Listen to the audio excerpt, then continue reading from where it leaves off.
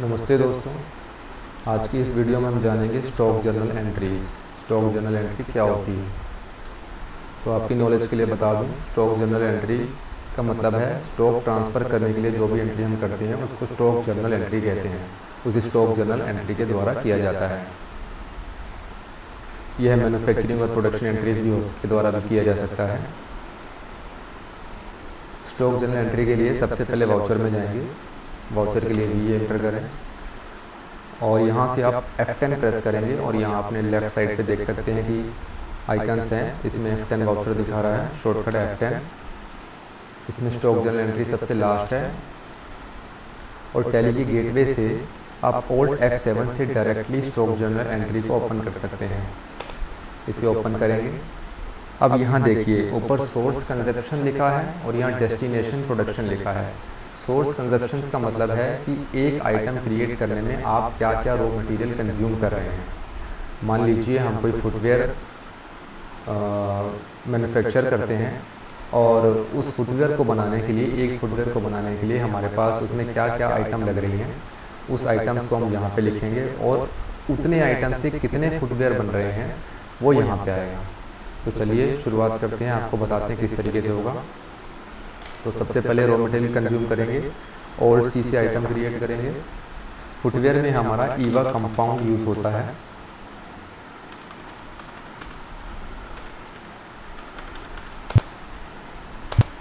Already हमने create किया हुआ है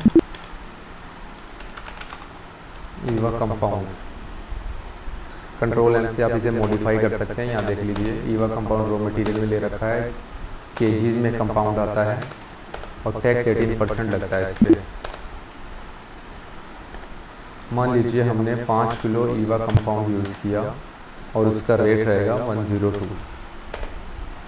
सेकेंड आइटम फुटवेयर के अंदर लग रही है रेक्सीन। रेक्सीन कपड़े की आइटम को बोलते हैं जो स्लीपर्स पे लगती है, उसके सरफेस एरिया पे। कभी आप चप्पल पहनते होंगे, उसके ऊपर जो अपर पार्ट पे जो मैटी जैसा रहता है उसे रेक्सीन कहते हैं। मान लीजिए आपने 50 मीटर रेक्सीन कंज्यूम की है 95 रुपीज़ से। नेक्स्ट चीज़ रेक्सीन के अलावा उसमें लग रही है DOP। DOP एक तरह का केमिकल होता है। मान लीजिए 4 किलो केमिकल यूज़ हो रहा है और उसका रेट है 80 रुपीज़। अब फुटवेयर पैक करने के लिए आपको कार्टून्स की नीड होगी। कार्टन्स आपने कंज्यूम कर लिए। मान लीजिए आप 10 कार्टून प्रोड्यूस कर रहे हैं फुटवेयर के, तो उसके लिए 10 ब्लैंक कार्टन्स आपको चाहिए और एक कार्टून का रेट है 105। इसे एंड कीजिए। अब इतने आइटम से हमारे कितने फुटवेयर क्रिएट होंगे।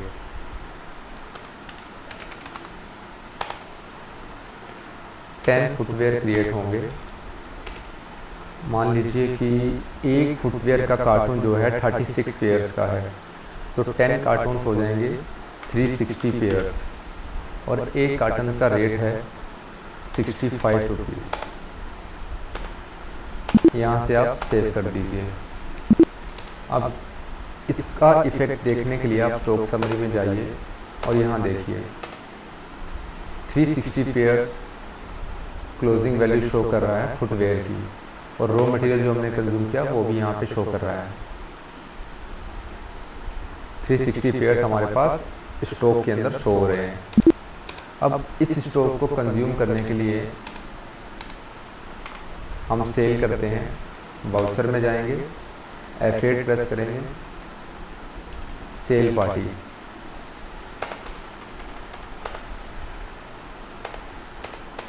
हमने पहले से क्रिएट कर लिया है sale account, name of item. अब आप फुटवेयर आपने कंज्यूम किया और फुटवेयर सेल कर रहे हैं। आपने 360 पेयर्स कंज्यूम किए थे, यानी कि एक कार्टन हो गया 36 पेयर्स का, तो आपने पाँच कार्टन सेल किए 180 पेयर्स और 65 कंज्यूम था आपने 75 रुपीज़ में सेल कर दिया। सेम स्टेट है तो CGST और SGST कैलकुलेट कर लेंगे। SGST और सेव कर देंगे। अब इसका इफेक्ट देखिए, स्टॉक समरी में आइए और देखिए हमारे पास यहाँ पे स्टॉक कितना पेंडिंग रह गया, 180 पेयर्स यहाँ पे शो कर रहा है। इनवर्ड हमने जो स्टॉक जनरल की एंट्री से किया था, यानी कि स्टॉक हमने एंटर किया 360 पेयर्स और उसी स्टॉक को हमने सेल कर दिया 180 पेयर्स, तो हमारे पास रिमेनिंग रह गया 180 पेयर्स।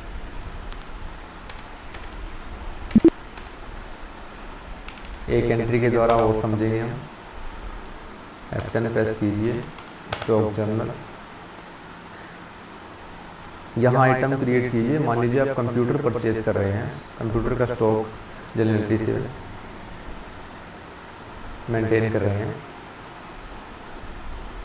तो कंप्यूटर के लिए आपको चाहिए होगा keyboard.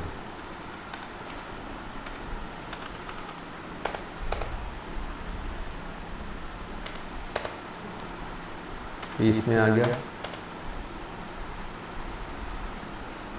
Raw material, GST rate 18%,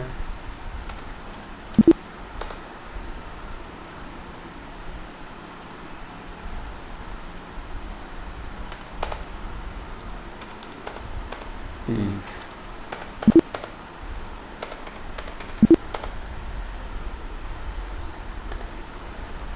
आपने 20 कंप्यूटर परचेज किए तो आपको 20 कीबोर्ड चाहिए होंगे और एक कीबोर्ड का रेट हो गया मान लीजिए 150 रुपीज़। नेक्स्ट आइटम हो गया CPU, processor, alt C press करेंगे, CPU पीसीस में हो गया 20 CPU परचेज किए आपने और एक CPU का रेट है 6500।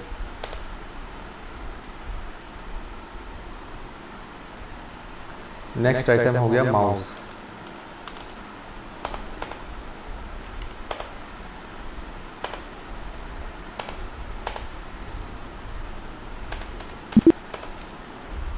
बीस माउस परचेज किया आपने, एक माउस का रेट है 120 रुपीज़।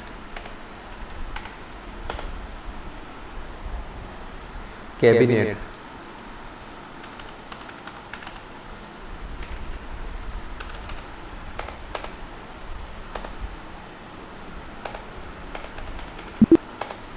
टेन कंप्यूटर्स हैं तो 10 कैबिनेट, 20 कंप्यूटर हैं तो 20 कैबिनेट्स हो गए हमारे, सॉरी। एक कैबिनेट हो गया आपका 350 रुपीज़ का। आपने अपने पीसी में जीपीयू भी लगा दिया, ग्राफिक कार्ड, तो जीपीयू डाल दीजिए।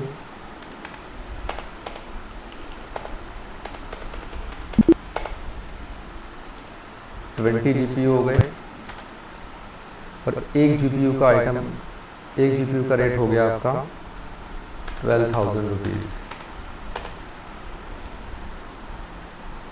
अब आपने रॉ मटेरियल एंटर कर दिया है और 10 कंप्यूटर, 20 कंप्यूटर बनाने के लिए आपको इतने रॉ मटेरियल की आवश्यकता पड़ेगी।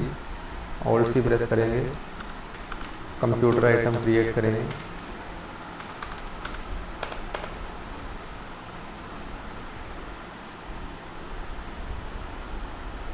प्राइमरी, पिक्सेस 18%, 20 कंप्यूटर्स आपने परचेज किए और एक कंप्यूटर्स की वैल्यू हो गई आपकी मान लीजिए 35,000।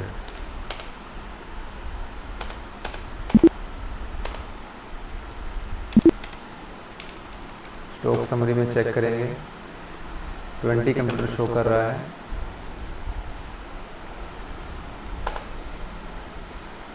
$7 लाख की अमाउंट है। और दूसरी तरफ फुटवेयर में भी हमारे 180 पेयर शो कर रहा है। अब हम एक एंट्री करेंगे सेल की, F8 प्रेस करेंगे, सेल पार्टी,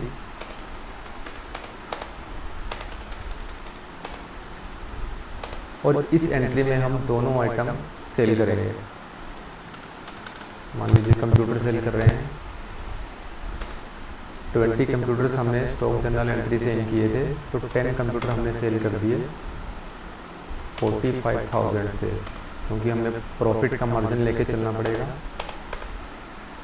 और फुटवेयर हमने सेल कर दिए 100 पेयर्स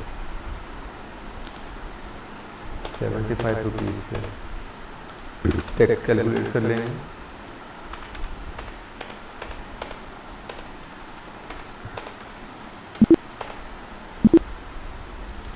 नो, स्टॉक समरी में चेक करेंगे। ये देखिए कंप्यूटर हमारे पास 10 रह गए जो हमने 20 इन किए थे स्टॉक जनरल की एंट्री से, और फुटवेयर हमारे पास 80 रिमेनिंग रह गए। ये एंट्री चेक कीजिए आप यहाँ पे 20 पीस इनवर्ड में दिखा रहा है और 10 पीस जो है आउटवर्ड दिखा रहा है, यानी आपने सेल कर दिए। और दूसरी तरफ फुटवेयर चेक कीजिए 360 पेयर्स इनवर्ड में दिखा रहा है, 20 to 80 पेयर्स हमने जो है सेल कर दिए, तो 80 पेयर्स रिमेनिंग दिखा रहा है। अब इस एंट्री को बैलेंस शीट में चेक करते हैं। ड्यूटीज एंड टैक्सेस में टैक्स शो कर रहा है, और करंट असेट्स जो हमने सेल कर दिया सन्डी डेटर्स में शो कर रहा है।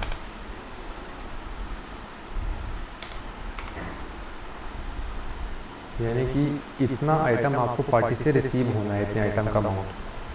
अब इस आइटम के अमाउंट को रिसीव कर लेते हैं। वाउचर में जाएंगे, वी प्रेस करेंगे, F6 से रिसिप्ट करेंगे, कैश एंट्री, पार्टी का नाम हो गया सेल पार्टी। सेल पार्टी हमारे को अमाउंट पे कर रही है। ये देखिए यहाँ पे बैलेंस शो कर रहा है, यानी कि 5,53,050 रुपीज़। अब इसमें से हमने 4 लाख रुपीज़ रिसीव कर लिए, पार्टी ने हमें 4 लाख रुपीज़ दे दिए। ये देखिए अगेंस्ट रेफरेंस बोल रहा है, तो यानी कि जो हमारा थर्ड नंबर इनवॉइस नंबर है वो 5,38,000 का है, तो इसमें से 4 लाख रुपये हमारे को रिसीव हो गए। सेव कर देंगे। अब बैलेंस शीट में एक बार चेक कीजिए कि करंट असेट्स कितना रह गया है। सन्डी डेटर्स चेक करेंगे, सॉरी, ये देखिए 5,53,000 का अमाउंट शो कर रहा था, जिसमें से 4 लाख पार्टी ने पे कर दिए, तो 1,53,050 रुपीज़ रिमेनिंग अमाउंट रह गया जो पार्टी हमको देगी। और जो कैश पार्टी ने हमें दिया है वो हमारा करंट असेट्स में शो हो जाएगा, कैश इन हैंड। तो इस तरीके से आप जान सकते हैं कि स्टॉक जनरल की एंट्री किस प्रकार की जा सकती है। जब भी आपको किसी आइटम को सेल करना है तो आपके पास स्टॉक होना चाहिए, चाहे वो स्टॉक आप परचेज से एंटर कीजिए या स्टॉक जनरल एंट्री से एंटर कीजिए। विदाउट एनी स्टॉक आप सेल नहीं कर सकते, आपका स्टॉक नेगेटिव में चला जाएगा। Thank you for watching.